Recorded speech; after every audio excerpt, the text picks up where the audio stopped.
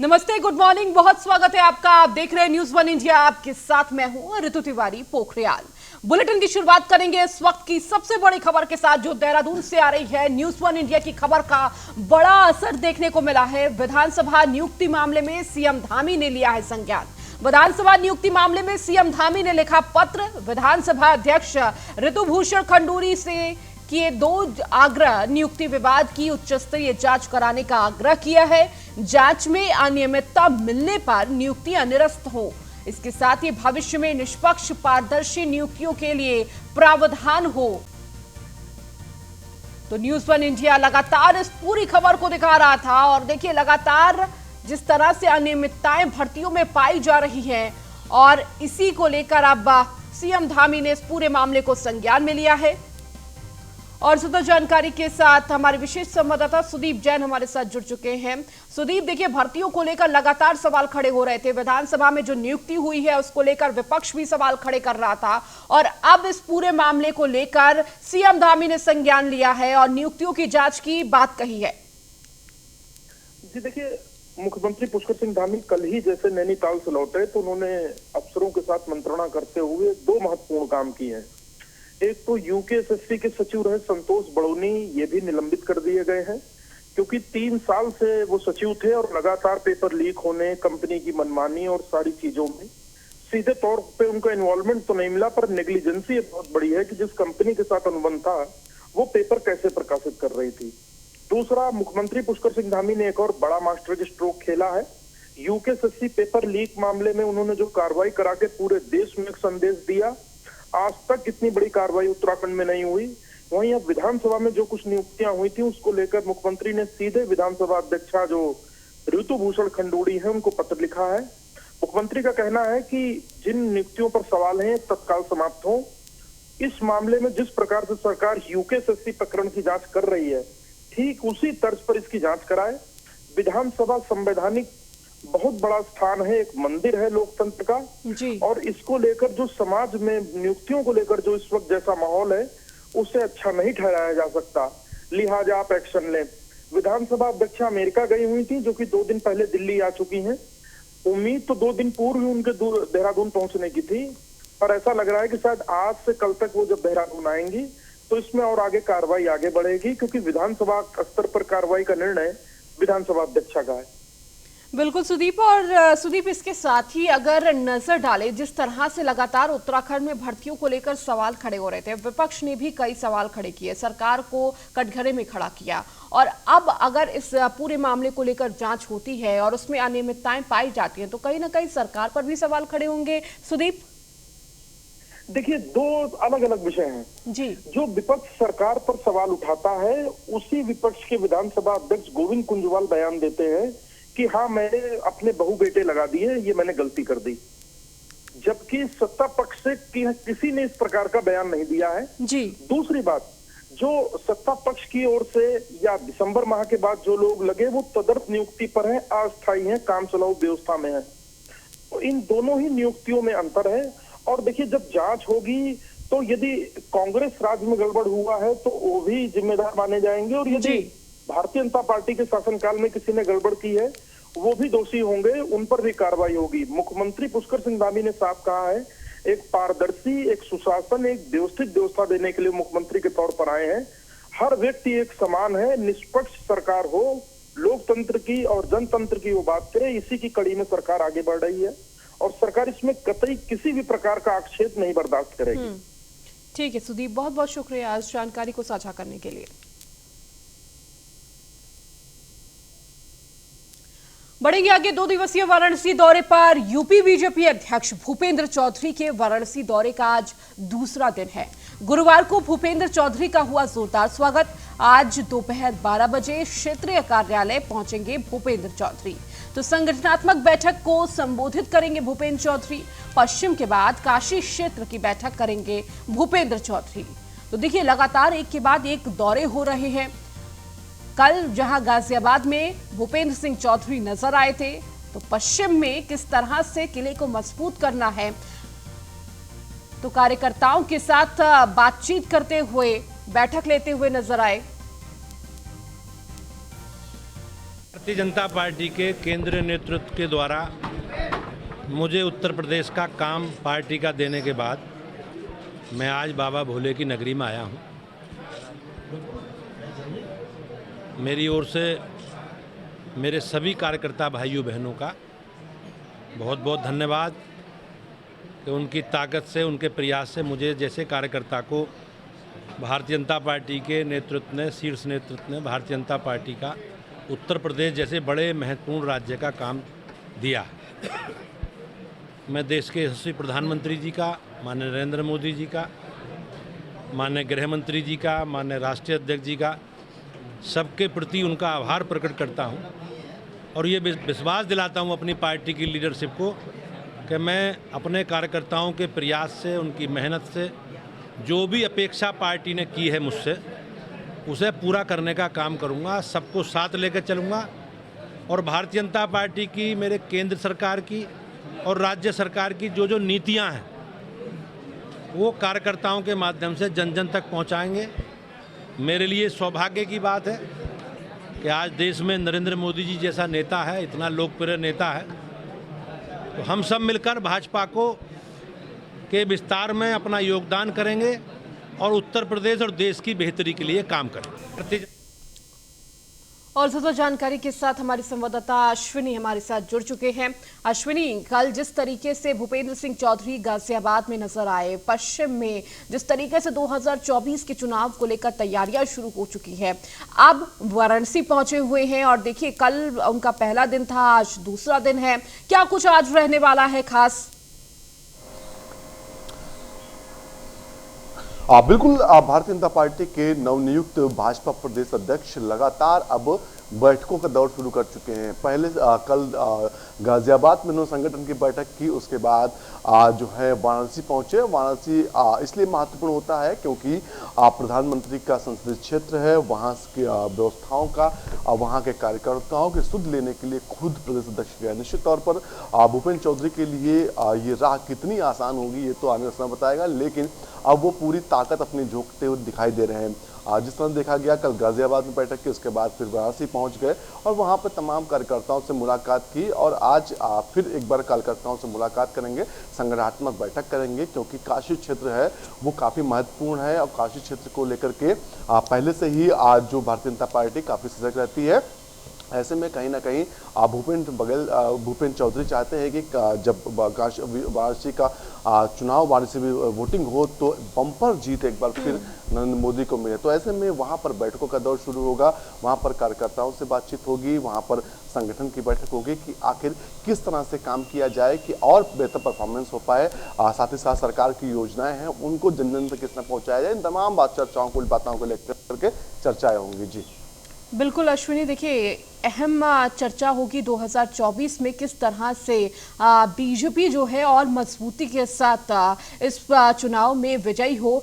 इसके साथ ही साथ अगर भूपेंद्र सिंह चौधरी के पूरे दौरे को देखा जाए, कल जिस तरह से वो गाजियाबाद में थे, आज बनारस में है और देखिए वाराणसी को लेकर खास जगह है, चाहे वो सीएम योगी हो या फिर प्रधानमंत्री हो, वाराणसी पर खासी नजर भी रहती है। कहीं ना कहीं एक के बाद एक एक्शन मोड पर बीजेपी नजर आ गई है और चुनावी मोड भी कह सकते हैं। देखिए चुनावी मोड शुरू हो चुका है बीजेपी का और लगातार उनका दिल्ली दौरा भी होना है और इस दौरान तमाम मुलाकातें भी होनी है। कह सकते हैं अब 2024 का शंखनाद हो चुका है अश्विनी। बिल्कुल, चाहे भाजपा का संगठन हो चाहे सरकार हो, दोनों वाराणसी को लेकर के अलग ही नीति अपनाती, चाहे वहां डेवलपमेंट की बात हो या संगठन की बात हो, दोनों को लेकर के लगातार सरकार भी सजगता दिखा रही है और साथ ही साथ संगठन का फोकस भी काशी पर ही है। देखा था कि मुख्यमंत्री योगी आदित्यनाथ लगातार वाराणसी का दौरा करते रहते हैं, वहां पर जो योजनाएं चल रही हैं, जो कार्य योजनाएं चल रही हैं, उनका खुद निरीक्षण करते हैं, चाहे छोटी योजना हो या बड़ी योजना हो, उनकी खुद समीक्षा करते हैं। निश्चित तौर पर ये क्योंकि काशी कहीं ना कहीं प्रधानमंत्री का संसदीय क्षेत्र, तो ऐसे में वहाँ की जिम्मेदारी वहाँ की बढ़ जाती है, वहाँ की जो लोगों की अपेक्षाएं हैं उनको किस तरह से पूरा किया जाए, ये चीज भी दिखा जाता है। निश्चित तौर पर प्रधानमंत्री खुद वहाँ का दौरा करते रहते हैं, साथ ही साथ उत्तर प्रदेश सरकार के तमाम मंत्री लगातार जाया करते हैं। इसके अलावा अब संगठन से जुड़े भाजपा प्रदेश अध्यक्ष वो पहुंचेंगे, वहां पर तमाम आगे आगामी कार्यक्रम क्या होंगे इसको लेकर के रणनीति भी तैयार होगी आज। ठीक है अश्विनी, आप लगातार हमारे साथ जुड़े रहिए और भी खबरों पर आपसे अपडेट लेंगे। गाजियाबाद में भाजपा के पश्चिम ब्रज क्षेत्र की अहम बैठक हुई। यूपी बीजेपी नए अध्यक्ष भूपेंद्र चौधरी की अध्यक्षता में मिशन 2024 को लेकर अहम चर्चा हुई है। साथ ही आगामी चुनावी रणनीति को लेकर अहम चर्चा की गई। इस बैठक में बीजेपी के राष्ट्रीय महासचिव सुनील बंसल, प्रदेश महामंत्री धर्मपाल समेत पश्चिम के कई बड़े नेता मौजूद रहे। तो गाजियाबाद बीजेपी के लिए ये अहम बैठक है। पश्चिमी यूपी का केंद्र है गाजियाबाद, यहां से सियासी मैसेज महत्वपूर्ण होता है। तो महामंत्री धर्मपाल सैनी ने यहीं से 2024 मिशन की शुरुआत की। प्रदेश बीजेपी अध्यक्ष भूपेंद्र चौधरी भी कर रहे हैं 24 का शंखनाद। सीएम योगी ने भी किया गाजियाबाद का दौरा। जो गाजियाबाद जीतता है उसकी ही बनती है सरकार, ये कहा जाता है। केंद्रीय नेतृत्व से संदेश तो गाजियाबाद से सोनभद्र तक लगातार नजर है। और देखिए, पश्चिम को ज्यादा से ज्यादा मजबूत किया जा सके, इस पर बीजेपी की नजर है। तो गाजियाबाद के सियासी समीकरण क्या है वो भी आपको बता देते हैं।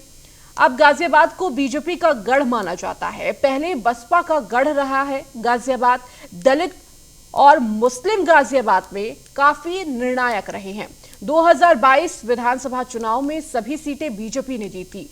साहिबाबाद से सुनील शर्मा ने रिकॉर्ड 2,13,468 मतों से जीत हासिल की। 2019 विधानसभा चुनाव में भी सभी 5 सीटों पर बीजेपी की जीत हुई। लोकसभा सीट पर 2009 से लेकर लगातार बीजेपी की जीत हुई है। तो हापुड़ से अलग होने के बाद 2009 में गाजियाबाद लोकसभा अस्तित्व में आया। 2009 में गाजियाबाद लोकसभा सीट से राजनाथ सिंह जीते। 2014 से गाजियाबाद लोकसभा से जनरल वीके सिंह हैं सांसद। तो अब गाजियाबाद के अगर समीकरण को समझा जाए तो बीजेपी का जिस तरीके से प्रदर्शन देखने को मिला है, और कहा जाता है जिसकी गाजियाबाद में जीत होती है उत्तर प्रदेश में उसी की सरकार बनती है। तो अब गाजियाबाद को बीजेपी का गढ़ माना जाने लगा है। पहले बसपा का गढ़ कहा जाता था गाजियाबाद को। दलित और मुस्लिम गाजियाबाद में काफी निर्णायक रहते हैं। 2022 विधानसभा चुनाव में सभी सीटें बीजेपी ने जीती। साहिबाबाद से लेकर अगर सुनील शर्मा ने रिकॉर्ड 2,13,468 वोटों से जीत हासिल की।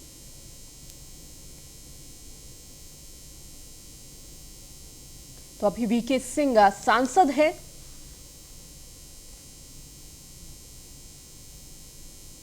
बीजेपी संगठन की बैठक के बाद न्यूज वन इंडिया से खास बातचीत करते हुए यूपी बीजेपी अध्यक्ष भूपेंद्र चौधरी ने बीजेपी के आगामी चुनावी रणनीति को लेकर क्या कुछ कहा है वो आपको सुना देते हैं। बीजेपी के नवनियुक्त प्रदेश अध्यक्ष भूपेंद्र चौधरी इस वक्त हमारे साथ हैं। सर, 2024 को लेकर के एक बड़ी जिम्मेदारी आपको दी गई है। पश्चिम एक बड़ी चुनौती है, किस तरीके का प्लान ऑफ एक्शन रहेगा? पश्चिमी उत्तर प्रदेश या पूरा प्रदेश हम लोग सब एक ही दृष्टि से देखते हैं। मेरे राष्ट्रीय नेतृत्व ने मुझे एक कार्य दिया है। मैं देश के प्रधानमंत्री जी का, माननीय राष्ट्रीय अध्यक्ष जी का, गृह मंत्री जी का सबका आभार प्रकट करता हूं कि मेरे जैसे कार्यकर्ता को उन्होंने ये काम करने का अवसर दिया है। और मुझे विश्वास है अपने कार्यकर्ताओं, भाइयों बहनों की ताकत पर, उनकी सक्रियता पर, उनकी मेहनत पर। तो मैं सबको साथ लेकर चलूंगा और अपने केंद्रीय नेतृत्व की अपेक्षा पूरी करने का भरसक प्रयास करूंगा। उनकी अपेक्षा के अनुसार काम करूंगा। जहां तक लोकसभा चुनाव की बात है, 2019 में बीजेपी 64 सीटें जीती थी, 16 सीटें हार गई थी। हम लोगों ने 16 सीटों पर विशेष कार्य योजना बनाकर नीचे तक अपना स्ट्रक्चर खड़ा करके बूथ सेक्टर सबको सक्रिय करके हम तैयारी कर रहे हैं। और उस तैयारी का ही परिणाम है कि हम 2022 में रामपुर और आजमगढ़ की सीटें 2 बाई इलेक्शन में जीते हैं। 14 सीटें बची हैं, हम लोग को लक्षित करके 14 की 14 सीटें जीतनी हैं और जो शेष 66 हमारे पास हैं उन सारी सीटें जीतनी हैं। मेरे केंद्रीय नेतृत्व का, देश के प्रधानमंत्री जी का विश्वास है जनता का, और मेरे नेतृत्व के प्रति विश्वास और कार्यकर्ता की सक्रियता, मेहनत, रणनीति के आधार पर हम लोग सारी सीटें जीतेंगे। लोकसभा की 80 सीटें जीतने का लक्ष्य है और मैं निश्चित रूप से अपने कार्यकर्ताओं के साथ मिलकर उसे पूरा करूंगा। अध्यक्ष जी, अभी कल इलाहाबाद हाईकोर्ट का एक फैसला आया है, ओबीसी के 18 जातियों को अनुसूचित जाति से बाहर कर दिया, नोटिफिकेशन को रद्द कर दिया गया।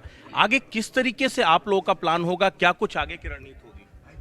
इसमें माननीय उच्च न्यायालय ने आदेश किया है। अब जो इसके जानकार लोग हैं उस फैसले का अध्ययन कर रहे हैं और अध्ययन करने के बाद जो भी इस पर कार्रवाई होगी उस पर कार्रवाई सरकार करेगी। अच्छा, एक आखिरी सवाल, 2024 को लेकर के विपक्ष महागठबंधन की कवायद में जुटा है। नीतीश कुमार तमाम लोगों से मिल रहे हैं, उत्तर प्रदेश के भी कुछ राजनीतिक दल हैं, विपक्षी पार्टियां जो उस महागठबंधन की तरफ जो है उस अटकलें लग रही हैं कि बीजेपी के खिलाफ एक बड़ा गठबंधन खड़ा हो सकता है। कोई चुनौती मानते हैं क्या? निश्चित रूप से आपने देखा होगा पिछली बार 2019 के चुनाव में सपा, बसपा, रालोद, कांग्रेस सब बीजेपी के खिलाफ चुनाव लड़ रहे थे,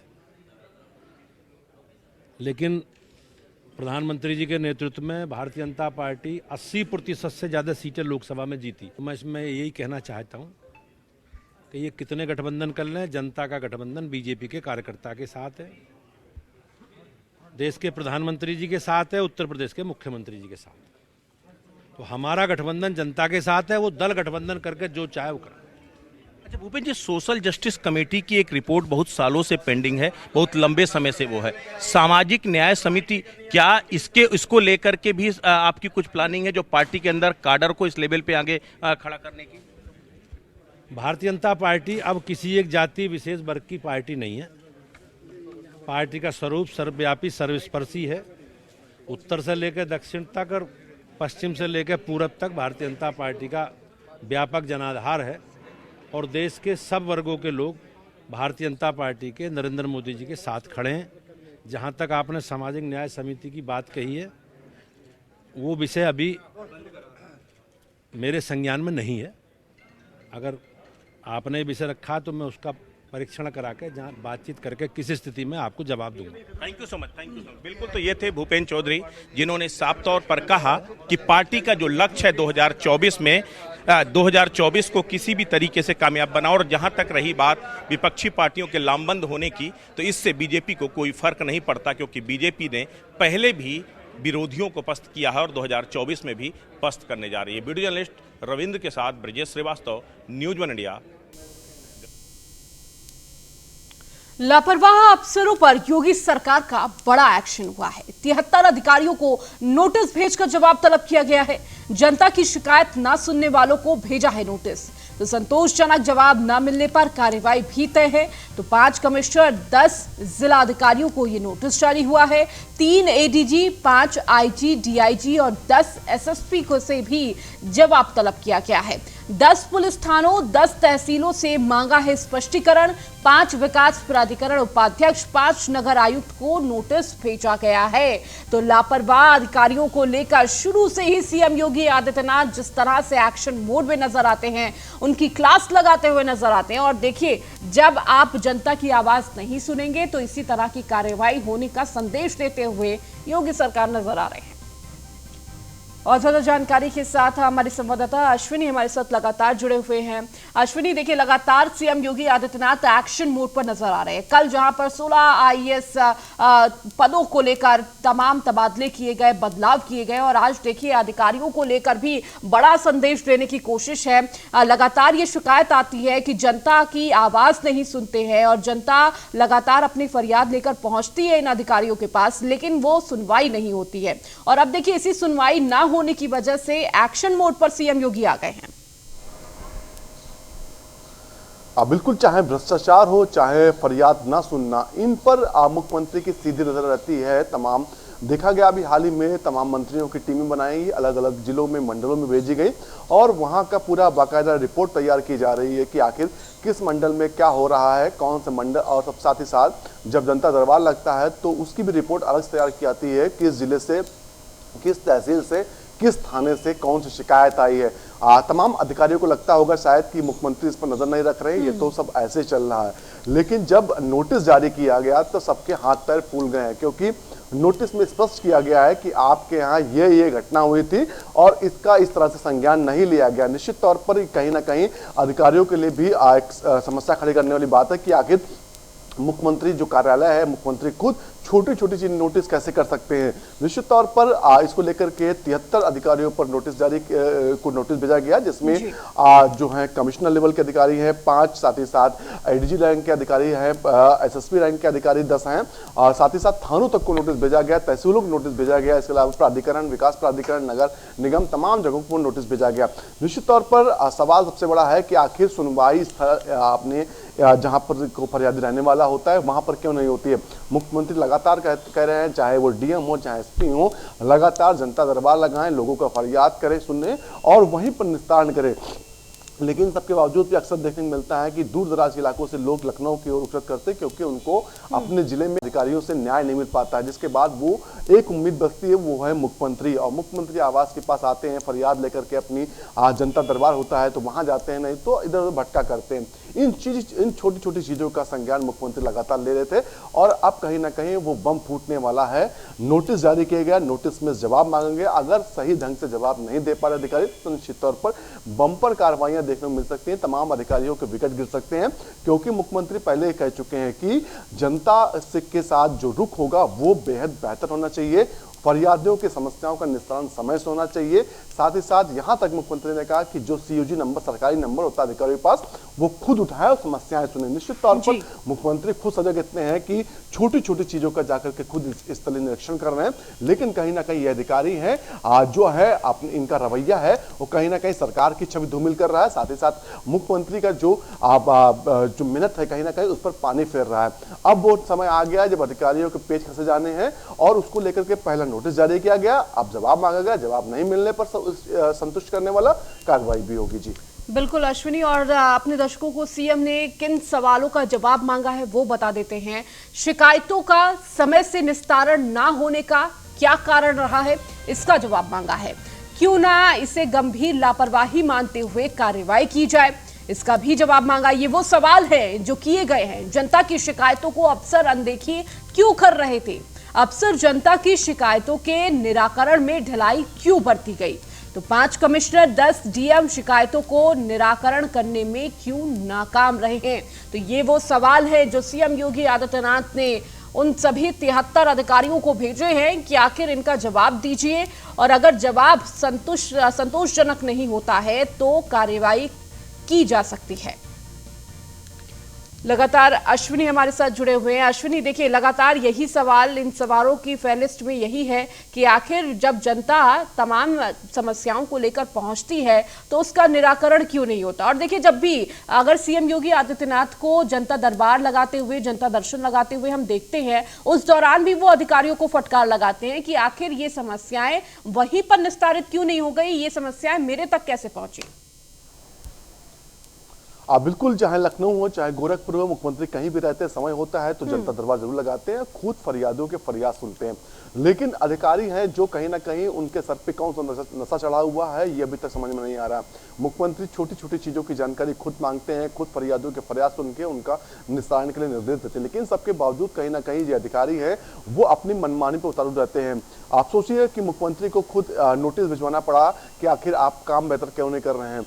लेकिन एक सबसे बेहतर काम यह है कि मुख्यमंत्री जो कार्यालय है वो छोटी छोटी चीजों की निगरानी कर रहा है। मान लीजिए कोई जमीन का मुद्दा है तो अधिकारियों को लगता है जमीन का मुद्दा है, निपट जाएगा, कोई बात नहीं, लेकिन वो जब शिकायत पहुंच रही है मुख्यमंत्री के, बाकायदा उसको नोट किया जा रहा है, उसके संबंधित अधिकारियों का नाम नोट किया जा रहा है कि कौन कौन इसमें दोषी हो सकते हैं, कौन कौन लोग आज जो है काम बेहतर ढंग से नहीं कर रहे हैं, और उसी को लेकर के बाकायदा पूरी रिपोर्ट बनाई जा रही है। और रिपोर्ट के बाद ही जो कार्रवाइयां हो रही, चाहे जिलों का जिलाधिकारी हटाए जा रहे हैं या फिर एसएसपी हटा रहे हैं। अब वो समय नहीं है कि सिर्फ एक शिकायत पर किसी अधिकारी को हटाया जा रहा हो, बकायदा उनका पूरा लेखा जोखा निकाला जाता है, बकायदा उनकी पूरी काम करने की क्रियाकलाप कैसे हैं उनको सब कुछ निकालने के बाद ही कार्रवाई हो रही। और कहीं ना कहीं उसी का नतीजा है जो 73 अधिकारियों को ये नोटिस भेजा गया है। अब आगे अगर स्पष्ट और संतोषजनक जवाब नहीं देंगे तो निश्चित तौर पर इन अधिकारियों पर कार्रवाई भी होगी। जी ठीक है अश्विनी, बहुत बहुत शुक्रिया इन तमाम जानकारियों को साझा करने के लिए। फिलहाल इस बुलेटिन में इतना ही। बने रहिए न्यूज़ 1 इंडिया के साथ।